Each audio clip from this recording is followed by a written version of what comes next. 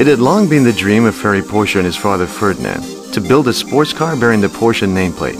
And in June of 1947, a new project was born, 356. The low-slung aerodynamic Porsche 356 Roadster was unique in itself with its aluminum body, mid-engine, and four-cylinder power plant.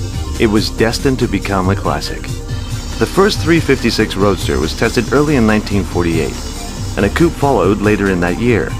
As with today's Porsches, the 356 used a horizontally opposed or boxer engine mounted in the rear, and the first cars produced just 40 horsepower. Early in the life of the 356, cars were assembled in Austria because of difficulties faced by automakers in post-war Germany. But by 1950, production returned to Porsche's Zuffenhausen factory near Stuttgart, where 911s and Boxsters are built to this day. Even Porsche didn't see the full potential of its new sports car and planned to build just 500 of them.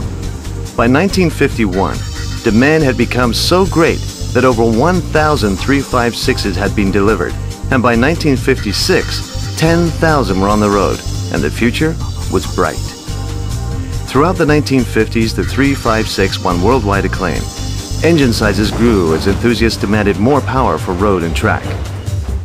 Almost from the start, 356s were raced with great success, with the first big win coming in the 1100cc class at Le Mans in 1951. Many of the great drivers of the 1950s raced 356s at one time or another, and by 1958, over 400 wins had been tallied. Visionary that he was, Ferdinand Porsche could never have imagined that more than 76,000 Porsche 356s would be produced. This classic design would endure until 1965, when the last of the marquee rolled off the assembly line.